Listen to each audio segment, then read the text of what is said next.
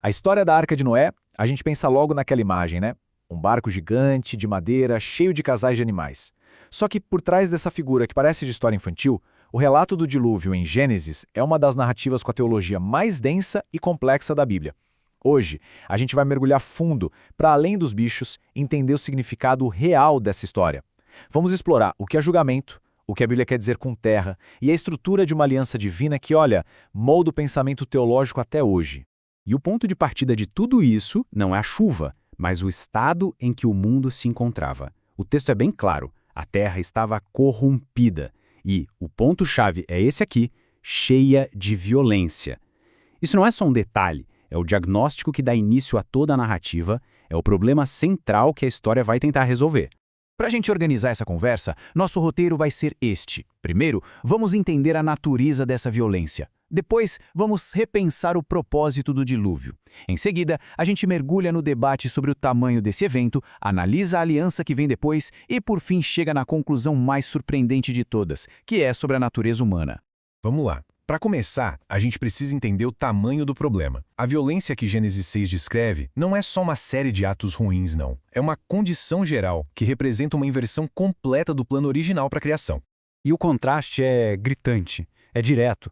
Lá no comecinho, a avaliação divina sobre tudo que foi criado é uma só. Era boa.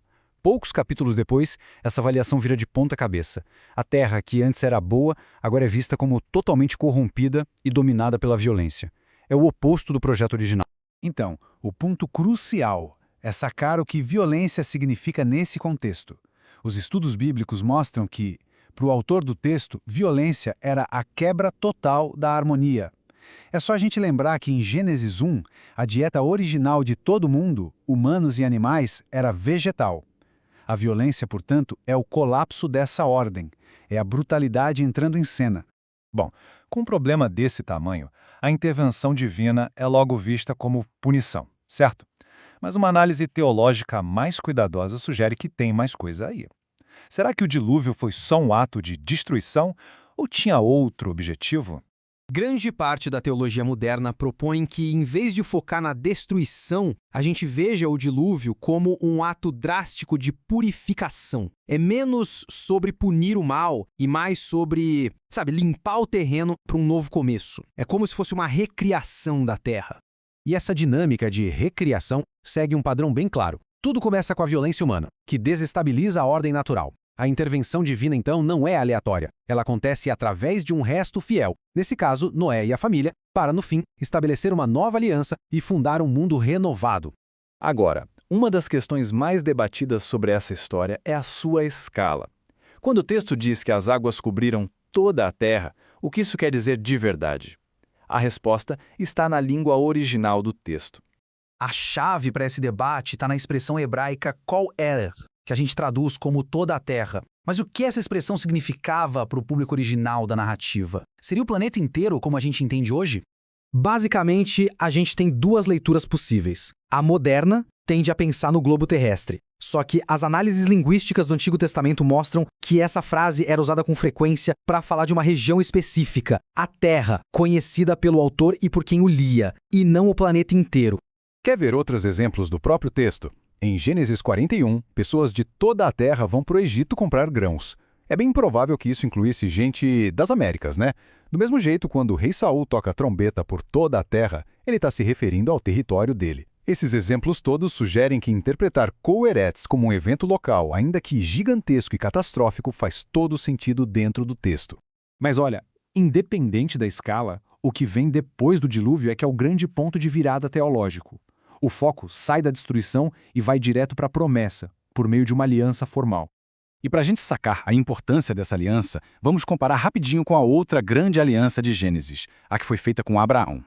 A de Noé funda um novo mundo, enquanto a de Abraão origina um novo povo. O sinal da aliança com Noé, o arco-íris, é natural, é universal. O de Abraão, a circuncisão, é um ato cultural, específico. Mas a diferença mais gritante é o alcance. A aliança com Noé é para toda a criação e, atenção, é incondicional. Não depende da obediência de ninguém. E aqui está o coração dessa promessa incondicional. É o compromisso divino de manter a estabilidade, de garantir a permanência dos ciclos da natureza.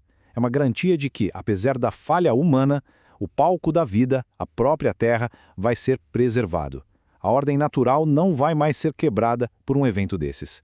E isso nos leva ao clímax teológico da história. O mundo foi lavado, purificado. Uma aliança foi feita. A humanidade foi salva e pôde recomeçar.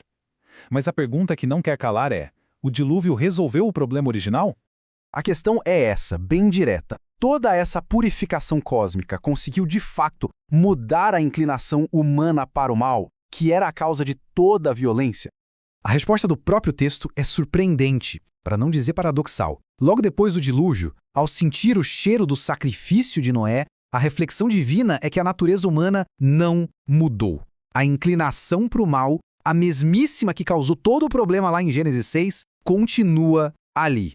Então, o ponto crucial é este. Se a humanidade não mudou, alguma outra coisa precisou mudar.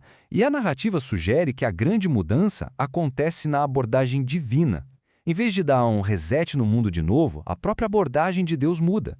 Ele estabelece um novo jeito de lidar com a humanidade, um jeito baseado na graça e na promessa, e não mais em julgamentos catastróficos. Resumindo, o que a gente tira de tudo isso? Primeiro, que o dilúvio funciona como uma história de recriação.